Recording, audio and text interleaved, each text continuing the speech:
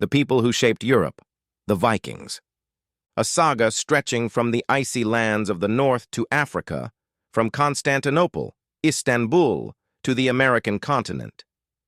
This is the story of brave warriors with blood-stained axes and tattooed bodies, who set off towards Odin's paradise, Valhalla. They were a fearless people who left their mark on centuries, chasing after blood and land, drink and women, adventure and money. Severed heads and broken legs symbolized a life filled with vows of vengeance, because they were the Vikings. But this story isn't just theirs. If you're ready to go back 1,200 years to the beginning of these events, let's start the journey of not the fearless, but the brave souls. The dawn of the Vikings and their beliefs. As the calendar turned to April 30th, 793, life in a Viking village in Scandinavia went on as usual. In those days, these tribes living in Norway, Sweden, and Denmark, who shared a common culture, worked at an intense pace to secure their livelihood alongside their internal conflicts. That year, a group of warriors attacked the holy Lindisfarne Monastery in England.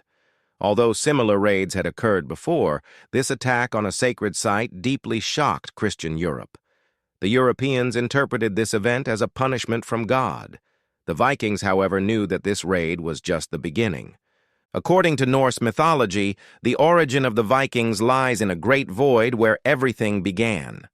In this void, the cold and hot realms merged to create a giant being named Ymir, who possessed both male and female characteristics. While Ymir created a cow whose milk he constantly drank, this cow-licking salty ice caused another god, Buri, to emerge. From Buri's lineage came the three brothers Odin, Vili, and Ve, who killed Ymir and created the world from his body. His blood turned into oceans, his hair into forests, his brain into clouds, and his skeleton into the heavens. Traces of this mythology can even be seen in modern languages.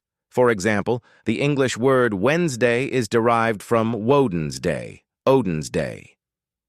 Thursday is named after Thor, and Friday is named after Freya. Social structure and daily life. Viking society had a layered structure, with the nobles, jarls, at the top, and the majority of the population consisting of free people in the middle. There were no rigid boundaries between the nobles and the free people. When important decisions were made, they would gather together and reach a mutual agreement. To persuade free warriors to join battles, the jarls would often promise them drink, feasts, and plunder. They were a people who saw drinking until they collapsed, as a sign of masculinity, and who wouldn't hesitate to fight even while drunk. Ibn Fadlan, an Arab merchant, was horrified by the lifestyle he witnessed. In his notes, he described the Vikings as the most vile creatures, mentioning their massive bodies, their endless consumption of alcohol, and their lack of moral values. The Vikings' belief in the afterlife also reflected this passionate life. Only the brave souls who died in battle could partake in endless feasts and duels in Odin's Valhalla. Those who died peacefully in their beds would go to a cold and dark underworld. This belief was the foundation of their desire to fight.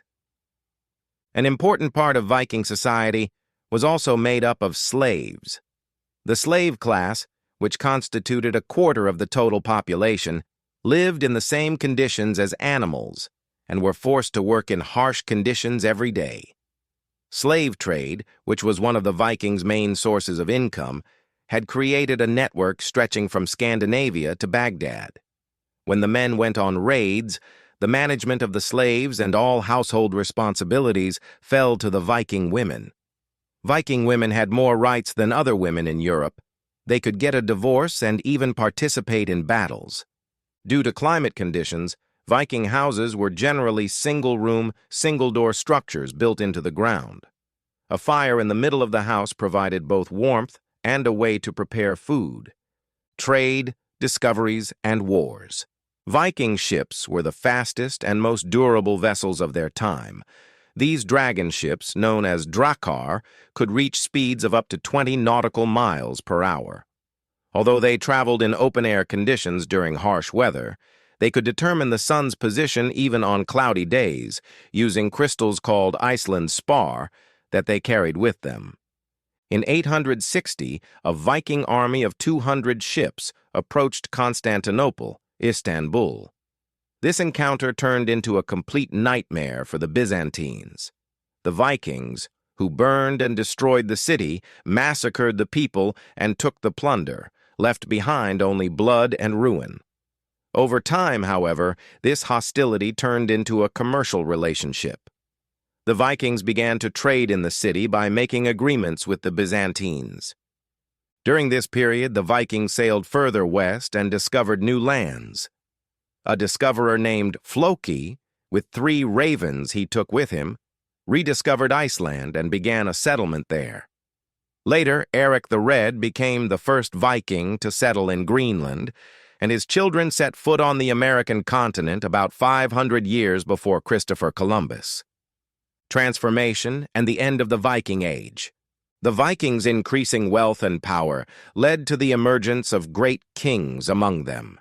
Instead of small groups, regular armies of 4,000 to 5,000 soldiers were formed. These armies used Europe's rivers to raid Paris, London, and other cities.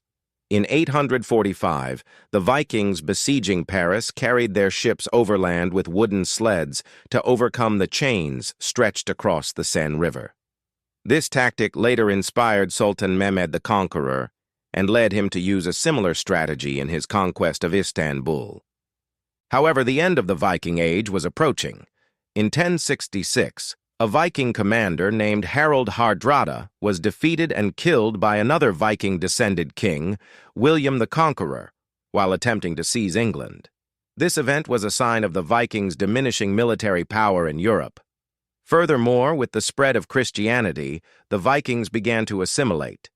Adopting new beliefs, the Vikings integrated with the cultures of the countries they lived in, embracing English, French, Spanish, or Italian identities.